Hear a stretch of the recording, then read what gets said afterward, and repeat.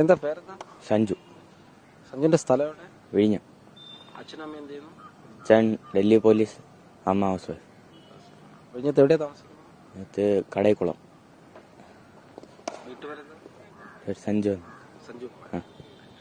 അപ്പോൾ താങ്കൾ ഇപ്പോൾ ഒരു വലിയൊരു ഒരു കാര്യത്തിലേക്ക് കടക്കുകയാണ്. തൻ്റെ ജീവിതത്തിലെ വലിയൊരു മാറ്റം വരാൻ പോവുകയാണ്. എങ്ങനെയാണ് ഈ സെലക്ഷനെ താങ്കൾ കാണുന്നത്? വലിയൊരു ഓപ്പർച്യൂണിറ്റി ആയിട്ടാണ് ഇത് കാണുന്നത്.